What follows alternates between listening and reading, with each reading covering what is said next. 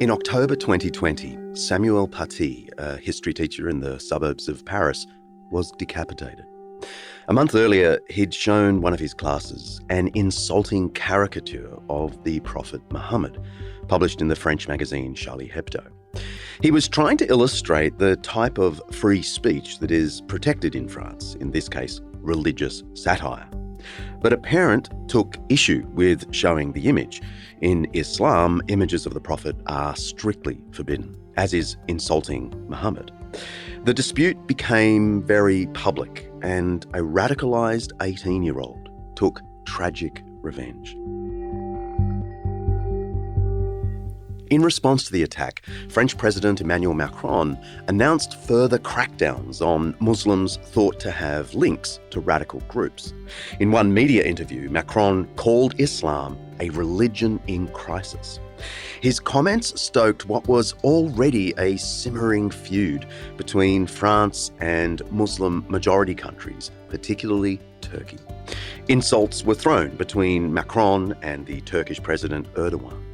Erdogan promptly found himself the subject of a Charlie Hebdo caricature the next week. Adding fuel to the fire, this cartoon mocking President Recep Tayyip Erdogan, published by French satirical magazine Charlie Hebdo, has sparked fury in Turkey, accusing the publication of sowing the seeds of hatred and animosity. Ankara has vowed to take legal and diplomatic action. Erdogan, meanwhile, said he had not seen the caricature himself and accused Western countries of launching a crusade against Islam in a speech to his AK party members in Parliament. The West was once again headed to a period of barbarity, said Erdogan, describing colonial powers as murderers for their record in Africa and the Middle East. They literally want to relaunch the Crusades, he declared. Since the Crusades, the seeds of evil and hatred have started falling on these Muslim lands, and that's when peace was disrupted. 923 years after the launch of the First Crusade, world leaders like the Turkish president and others are still invoking the memory of the Crusades to explain ongoing conflict. How plausible is that? What were the Crusades? How did they start? What did they achieve? And why did they stop? And does their shadow really fall over modern tensions between the West and Muslim lands? All of that across this special two-part episode. I'm John Dixon, and this is Undeceptions.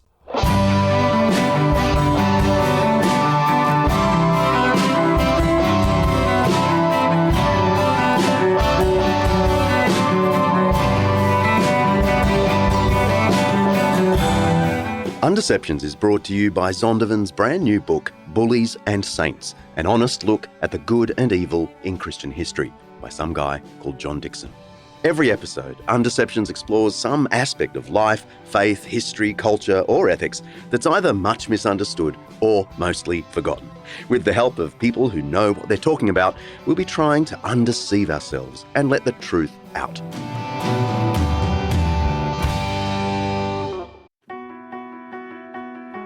This episode of Undeceptions is brought to you by Zondervan Academic's new book, Jesus and the Powers, by N.T. Wright and Undeceptions' favourite, Mike Bird. Should Christianity have anything to do with politics? I mean, you could argue that Christians have done more harm than good once they get a whiff of power. Mike Bird and N.T. Wright address this question and other questions in this magnificent overview of the political implications of the Christian faith and the Church's historical engagement with the powers and principalities. They shed light on current geopolitical events and ask, what would it look like if there were a faithful Christian response to crises like the Russia-Ukraine conflict, the China-Taiwan tension, political turmoil in the US, UK and Australia, and the problem of Christian nationalism. They build a pretty convincing case that Jesus' teaching about the kingdom of God confronts all forms of power, Christian and atheist, and calls on us all to support a pluralistic democracy where everyone, regardless of religion or irreligion, has a role to play in working toward the good of society. Whether you're a believer or a skeptic, I'd say this book will be an eye-opener. You can order Jesus and the Powers on Amazon, of course, or head to zondervanacademic.com/undeceptions to dig a little deeper and see if you really like it. That's zondervanacademic.com/undeceptions.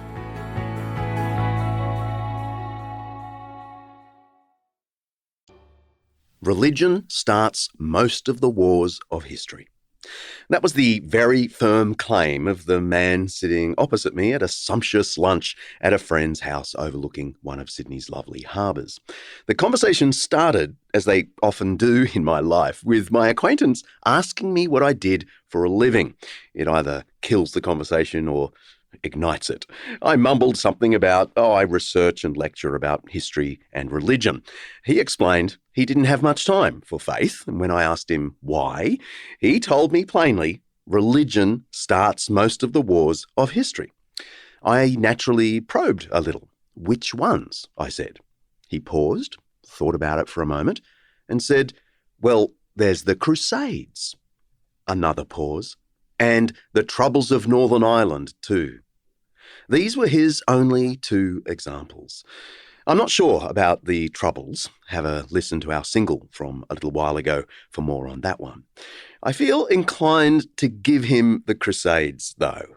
They were religious wars. They were Christian wars, and they were pretty awful, as we'll see. But whether we're a Christian or skeptical, chances are much of what we think we know about the Crusades is just wrong. Well, so says my guest today. Professor Timon, you've written that most of what passes in public as knowledge of the Crusades is either misleading or false. Were you just being provocative? Or what are the myths we need to be undeceived about? Well, I think particularly the broadest one is that the Crusades form part of some eternal clash of civilizations. Christopher Timon is Professor of the History of the Crusades at Hertford College, University of Oxford. In the English-speaking world, there's no one more widely recognised in this field. He's written over 8 books on this topic, but perhaps his magnum opus is the 1,000-plus page God's War, A New History of the Crusades, published by Harvard University Press. There is some eternal conflict between what some people construct as Western values and what some people construct as Eastern values. As soon as you put it in those terms, of course, it's meaningless. What is the West and what is the East? But there is a popular perception, in particular vis-a-vis Christianity and Islam, that the Crusades form part of a contest that goes back to the early days of Islam in the 7th and 8th centuries. And some people say it continues today, 9/11, ISIS, etc., etc. And this, of course, is totally unhistorical and corrosive in historical terms, although, of course, the perception of this contest informs current emotions and sentiments on both sides, if you like. Western apologists will say, there's always this malign threat to Western values from Islam, and in particularly the Near East, there is the perception that foreigners, particularly from the West, from Europe and now the United States, are constantly trying to take our land under the bogus pretense of their superior values. So I think that's a fundamental misunderstanding. We should locate the Crusades in their own time, their own place, and their own causation. I suppose there are minor within that. There are minor misconceptions about motives, about the details of campaigns, about portraying some crusade leaders as great heroes or villains, portraying some opponents of the Crusades as heroes or villains. I think it's nicely put at the Paris Peace Conference of 1919. It was pointed out when the French were demanding a mandate in Syria because of their historical links through the Crusades. They were asked just who won the Crusades, and they were sort of ignored, of course, and the rights of the local leaders were ignored. So the past has two, in a sense, realities. One is its own reality of the past, and the other is a constructed reality in the present, which shifts. And the Crusades, of course, have become, since 9/11 in particular, rather toxic in that context. So I suppose why I made that provocative remark was, in a sense, to remind people that the past is the past. It is not the present. The past is not defined by the present. Many popular historical works assume the reverse.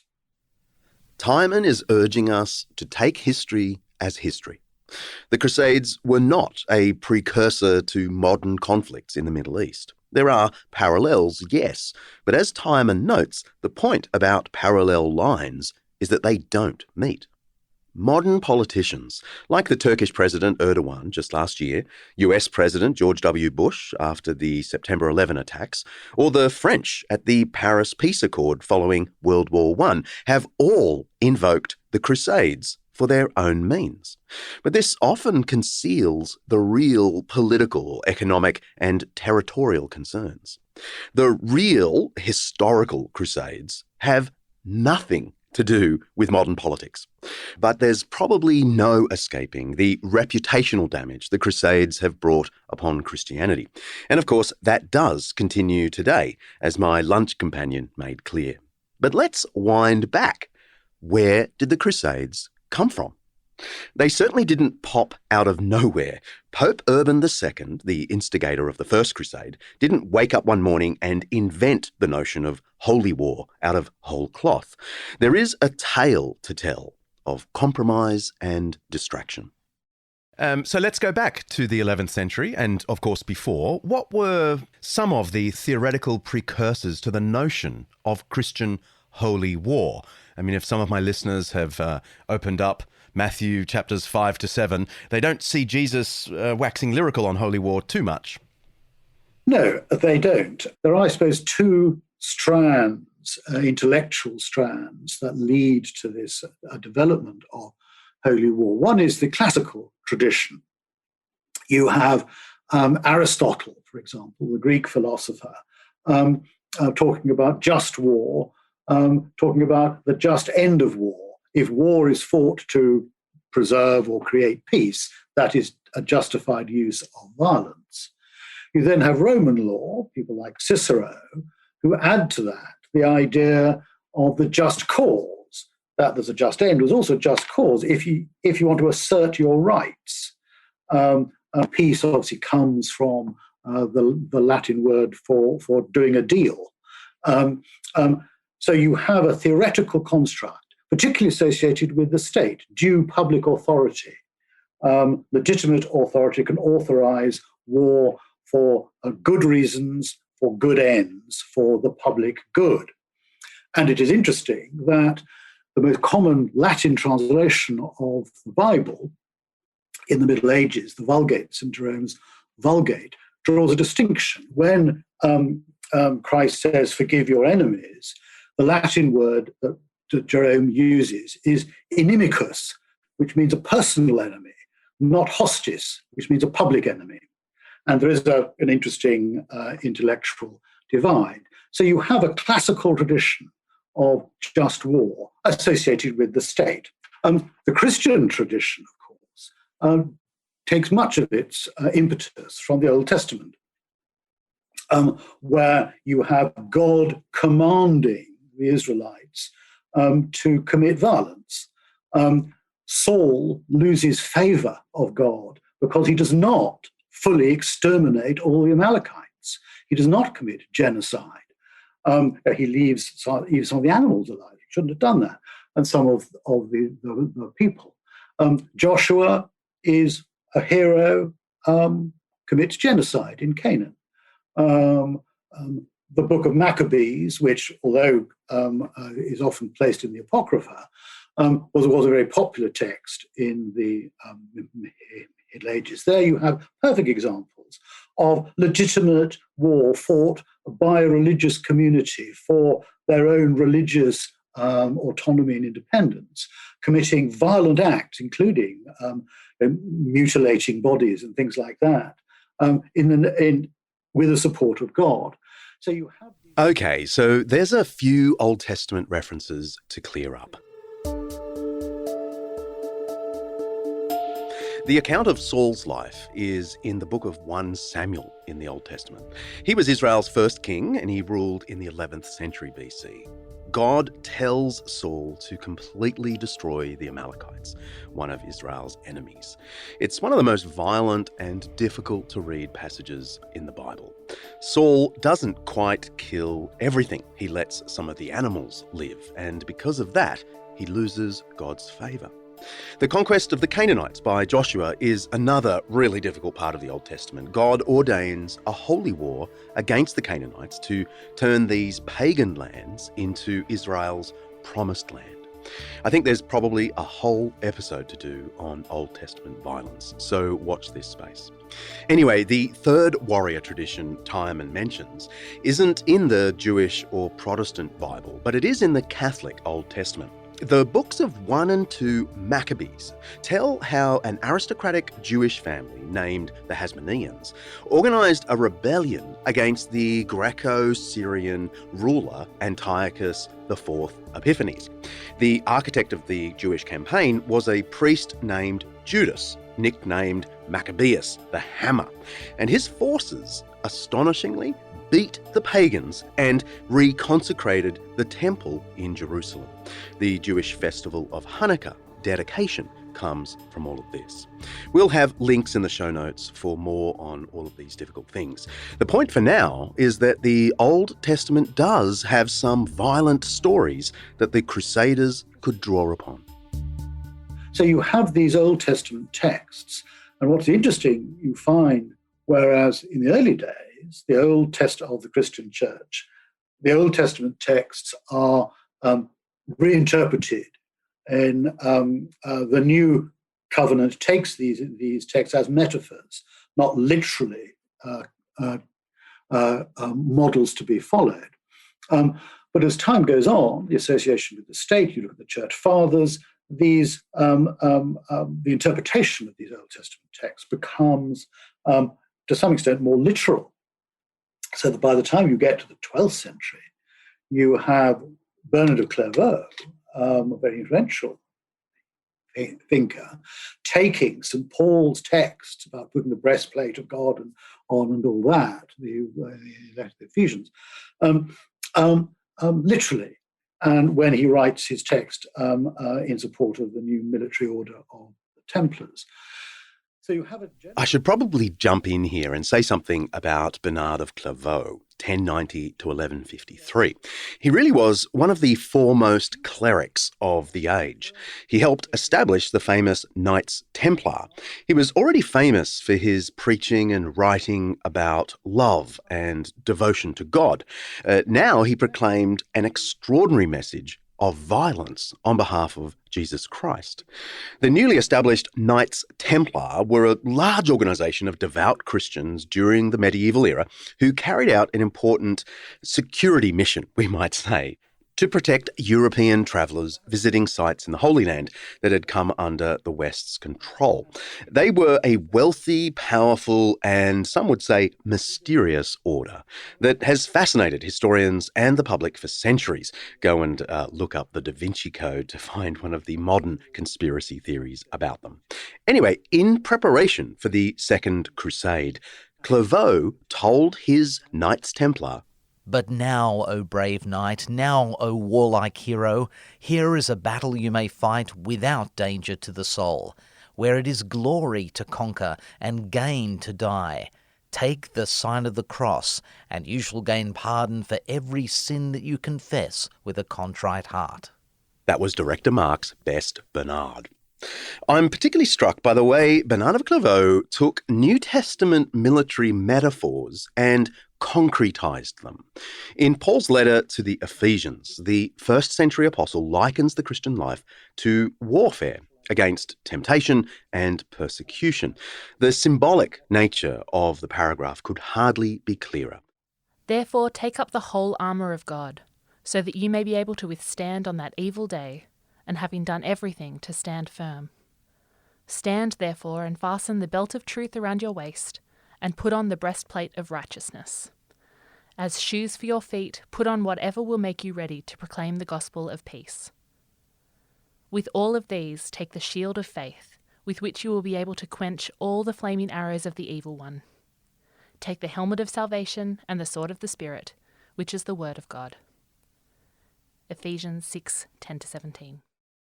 Paul's armour of God is metaphorical. He even explains each item. The belt is truth, the breastplate is righteousness, and so on. But 1,000 years after Paul, Bernard of Clairvaux alludes to this same New Testament imagery to endorse actual armour and actual weaponry. The knight who puts the breastplate of faith on his soul in the same way as he puts a breastplate of iron on his body is truly intrepid and safe from everything. So forward in safety, knights, and with undaunted souls drive off the enemies of the cross of Christ, that is, Muslims in the Holy Land. In this way, Bernard of Clairvaux made an extraordinary interpretive manoeuvre. So you have a general intellectual development fueled by, first, the association of the Christian church with political power, the assumption of the church's role as the official religion of the Roman Empire in the 4th century, and then the context, the political context, particularly in Western Europe, of rule by a military elite, a military aristocracy, the successors to the Roman Empire, whose social cultural values are those of warriors. And these become, in a sense, Christianized. So you have figures such as Charlemagne, who is regarded as a Holy Roman Emperor, who fights wars to some extent supported by, to some extent on behalf of Christianity. And his contemporary propagandists, most of whom are clerics, not all, but most are, portray him in that light. So there is a cultural process whereby justifying war in defense, protection, and to some extent furtherance of the Christian church becomes respectable, becomes in a sense necessary. And the reason for that is that religion in the Middle Ages, and we can see it in various parts of the globe today, religion is bound up intimately with communal identity, social identity. You define yourself as part of a community, or what defines that community. What defines that community is shared rituals, shared beliefs, a shared religion. And so you can see how this process develops. So the texts in the New Testament are interpreted not by everybody, but by authoritative voices, conveniently, you may say, but socially, inevitably, in ways that support just war. Long before Bernard of Clairvaux's call to his knights, church leaders were devising a distinctively Christian account of violence, that is, state violence. One of the most politically consequential intellectual developments in the first millennium of Christianity came from St. Augustine in the 5th century, who started to theorize about just war in a Christian context. Emperor Constantine had declared his faith in Christ almost a century earlier, in the early decades of the 300s. And over the next few generations, Christianity became not just legal and widespread, but intimately connected with the state. But by the time of Augustine in the early 400s, 1600s, more and more Christians filled administrative positions in the empire, and more bishops gained access to the imperial ear. And conversely, more and more governors and emperors went to Christian intellectuals like Augustine for advice on how to do imperial business, including warfare, in a Christian way. How does the religion of the cross, of love your enemy, provide advice to the most successful military machine the world had ever seen? Well, the broad principles of Augustine's just war theory can be pieced together from both his giant tome, The City of God, and his various letters to Roman officials from around the same time. Here's the thing, he utterly rejected the usual Roman justifications for war, like enlarging the empire, protecting honour, removing hated nations. For much of Roman history, peace, the great Pax Romana, was almost defined as subjugation to Roman order. Augustine, by contrast, argued that military force can be just when its goal is 1. To establish mutual peace. 2. When it's waged only in self-defence or to recover stolen property. 3. When soldiers exercise maximum restraint in hostilities. 4. When fighting is conducted with such respect for humanity as to leave the opponent without the sense of being humiliated and resentful. And 5. When prisoners of war are preserved, not executed. So that's what a just war might look like. That's not exactly what the Crusades looked like 600 years later.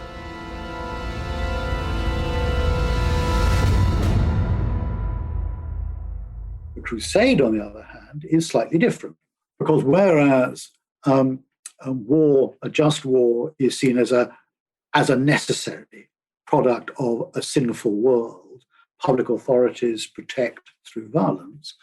Holy war is different. The Crusades are different from other forms of warfare because these are wars fought directly at God's command, not politicians. The leaders of the Crusades are merely fulfilling God's command, and the violence itself is a religious act. And to illustrate that, in 1066, the Normans invaded England under a papal banner.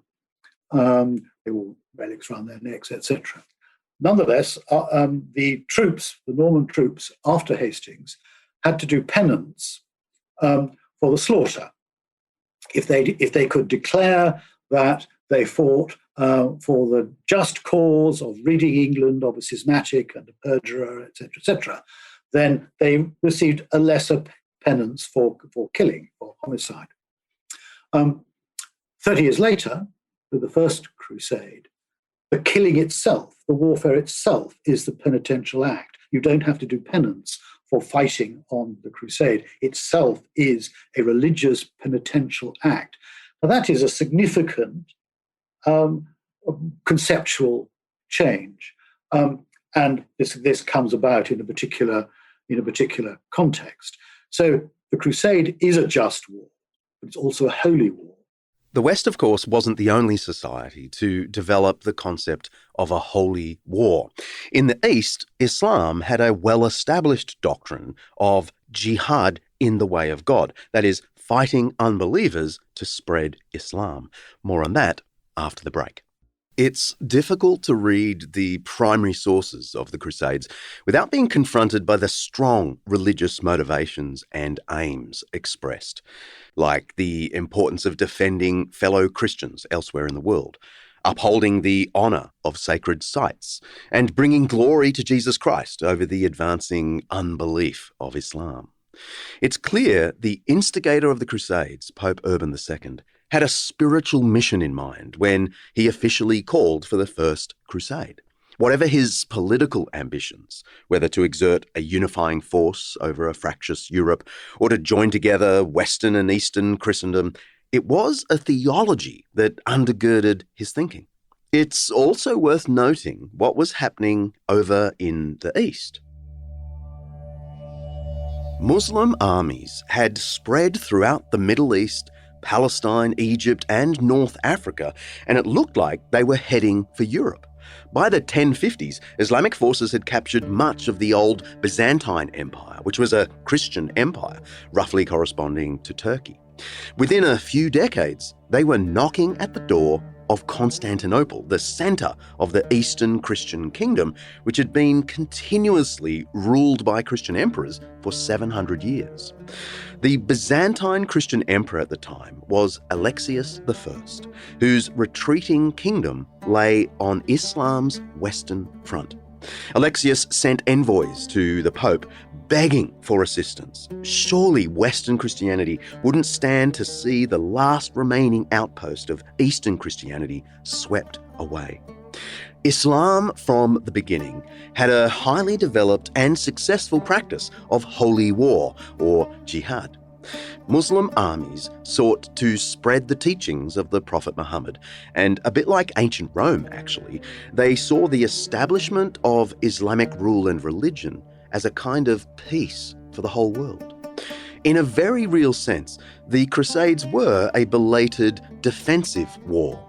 Much of the Christian world, Syria, Palestine, Egypt, and North Africa, had been conquered by Islam in the centuries before. And now Islam was on Europe's doorstep. In this sense, and perhaps only this sense, the Crusades first developed as a hyper-religious version of just war. But there were also political dimensions. Can we talk about the immediate trigger of the First Crusade, and in particular, what were Pope Urban's main motivations, so far as we can tell, in calling for the Crusade?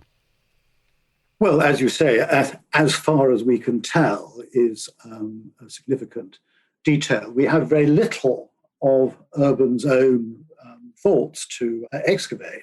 We have a few of his letters, some of which have clearly been tampered with over time, and so one doesn't quite know the proximity to his own thought processes. However, there are other contextual pieces of evidence that we can perhaps hazard a guess.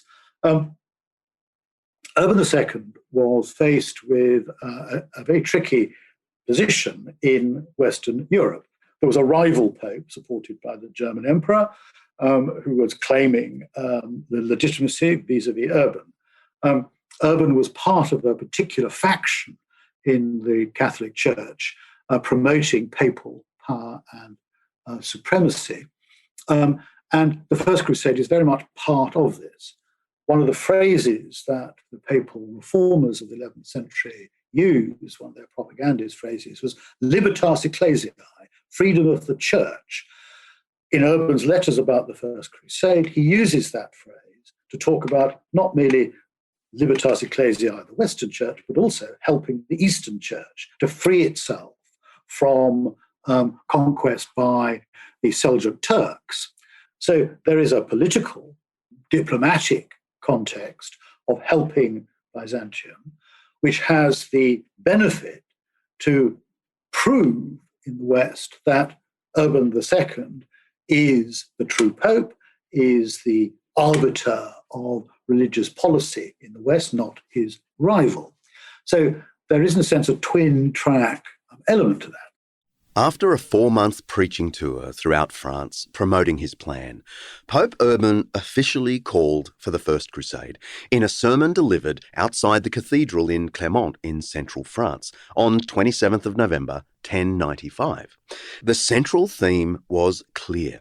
With full papal blessing, this war wasn't sinful, but redemptive. Any pilgrim, which is what they call themselves, who was willing to go to the east, fight the Muslims, and reclaim Jerusalem for the Lord would receive pardon for sins and the promise of salvation. Whoever for devotion alone, not to gain honour or money, goes to Jerusalem to liberate the Church of God, he declared, can substitute this journey for all penance.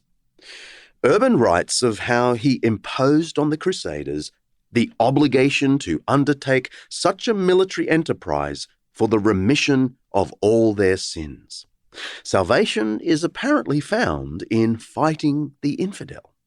Some reports suggest the crowd that first heard Urban's sermon at Clermont responded in unison, perhaps led by the Pope's assistance. God wills it. An army of Jesus Christ which bears his holy cross cannot be beaten. That's from the Ridley Scott Crusader epic, Kingdom of Heaven. Does the Count of Tiberias suggest that it could be? There must be war. God wills it!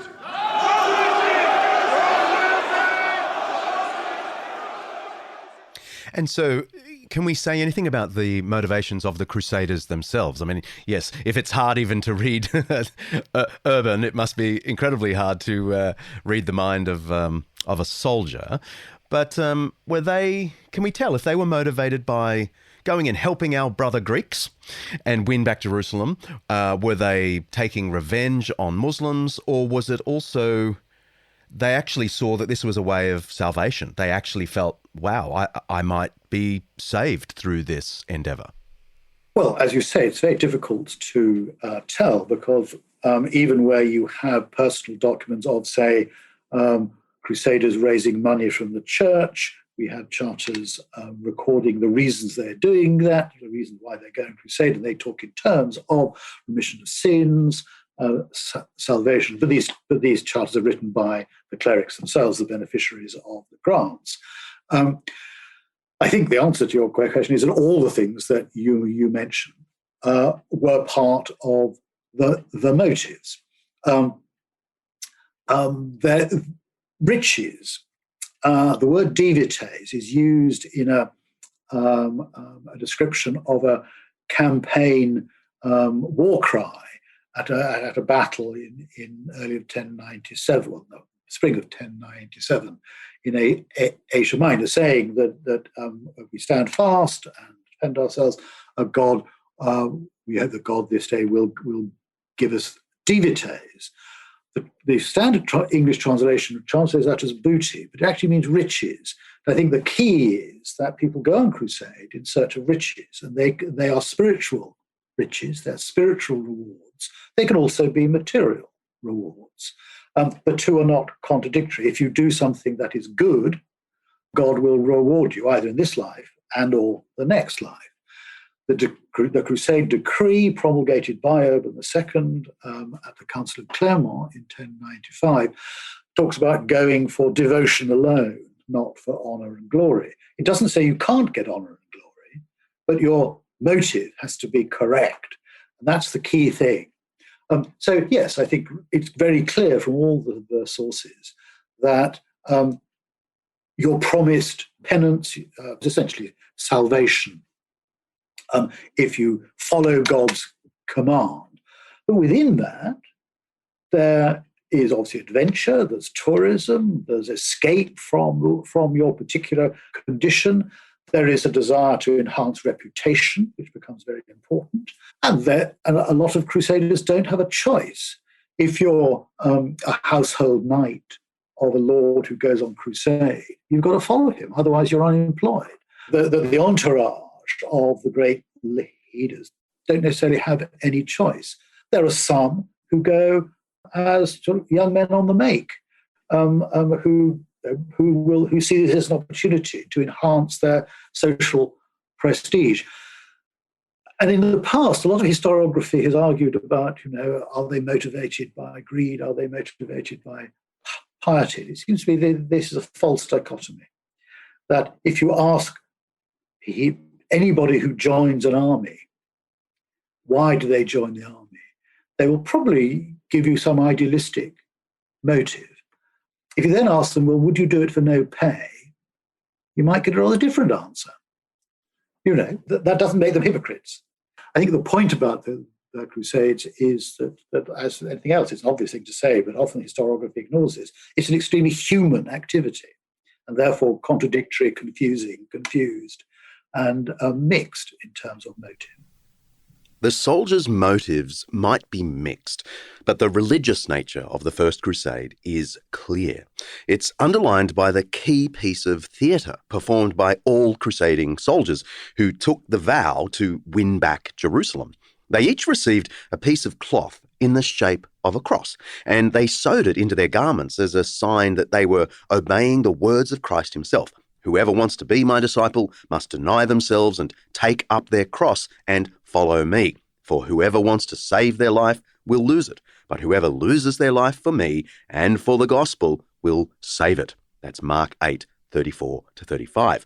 Any modern reader of the passage is going to protest that there's no way Jesus meant this to be a justification of fighting. It was all about bearing persecution for his cause, all the way to death.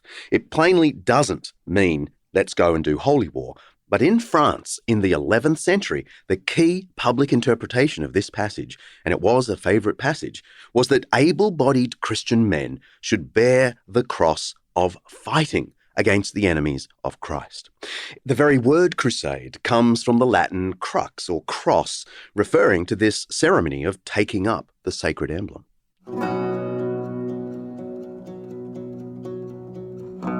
It took the first Crusaders 3 years to get to Jerusalem. Of the approximately 100,000 men, and some women we think, who set off, historians estimate that 1 in 20 Crusaders didn't make it to Jerusalem. Some died in battles along the way, others simply gave up and went home. It took a month-long siege to actually capture Jerusalem, but to the surprise of almost all involved, the first Crusaders were victorious. But that's certainly not the end of the story. There were at least 4 other Crusades that were not as successful. In fact, they were mostly a dismal failure.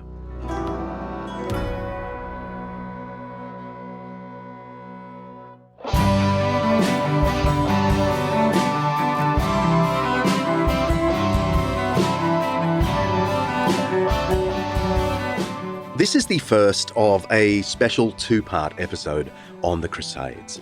We've got a bunch of stuff over at undeceptions.com related to this episode, including links to my new Bullies and Saints, which has chapters on this topic. But we've also got links to the amazing work of Christopher Timon. Next episode, we'll be looking at why in the world people felt they needed a second, third, fourth, and fifth crusade. It's not pretty. And we'll explain why the Crusades suddenly stopped. It was because we all became secular and humanitarian, right? No. See ya.